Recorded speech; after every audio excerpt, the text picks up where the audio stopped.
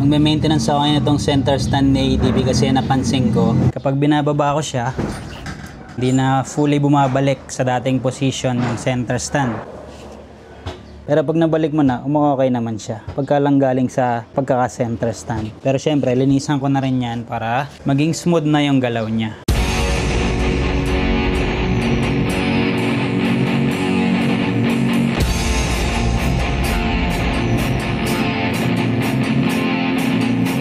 Side stand natin habang naka-center stand para mas may access tayo. Tanggalin natin itong clip niya dito.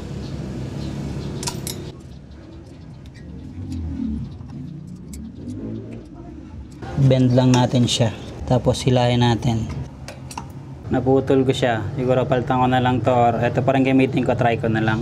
Kahit naman siguro yung isang side lang. Pagka hindi obra, palitan ko siguro ng kawad na lang. Normal naman yan pagka medyo matagal na talaga. 40,000 kilometers na to sa ADB. Almost 3 years na. Tanggalin natin tong washer.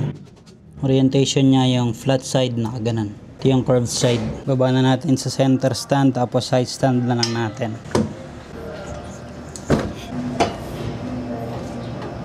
Tanggalin natin tong spring gamit tong tool na ganito.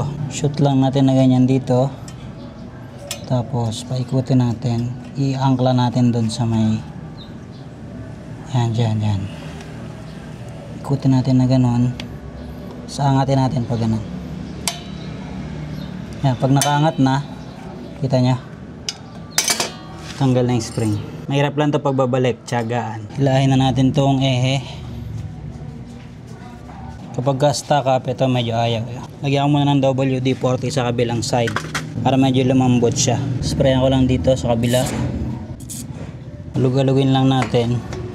Ayan, lumuwag na. Hilahin na natin to. Ayan, tanggal na siya. Medyo may kalawang ng konti. May mga kalawang na kaya hindi na nagpe-play. Wala na yung grasa niya. Linisan natin to. Itong center stand, tanggal natin ng kalawang, ng loob-loob. Tsaka linisan ko na rin. Gamitan ko siya ng rotary tool para matanggal yung mga dumi.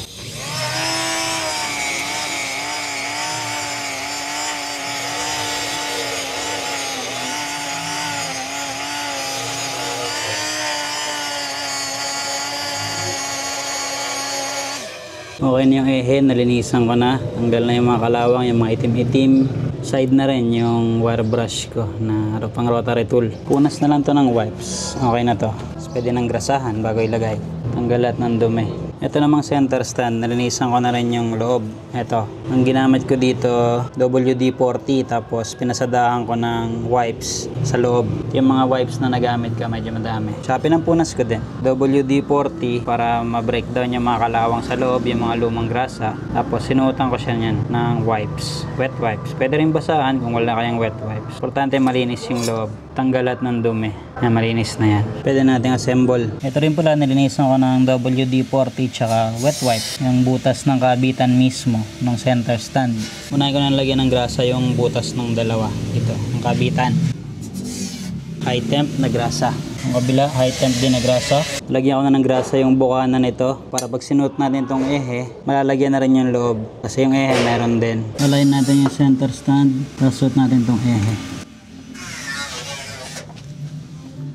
Na-shoot na. Tapos itong butas nito, tapat natin dito. Yan. Punasan natin yung mga excess dito.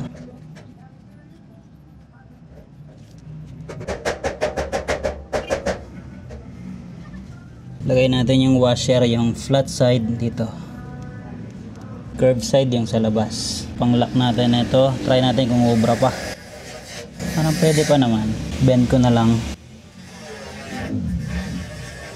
Mukhang hindi naman siya kakalas. Okay na siguro yan. Observe ko na lang matanggal. Palpang ko na lang. Naman tayo sa spring. Ito medyo mahirap to. Tiyagaan na lang. Ang diskarte ko siguro pag ganito. Yan, shoot ko dito. Tapos, hilahin ko siya ng pataas. Yan yung sinasabi ko. Medyo tiyagaan siya. Dumadaples minsan. Nilagyan ko siya ng kawad para hindi siya tatalsik. Try natin.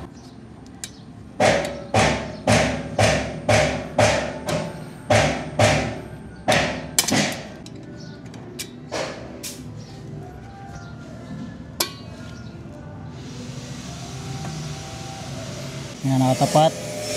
Tulak natin yung spring paloob.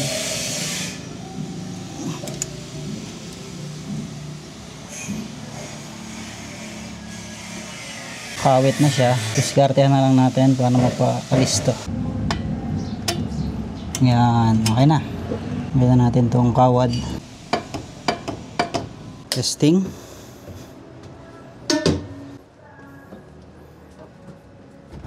Baba natin, tingnan natin kung didiretso na siya pataas. Okay na. Smooth na.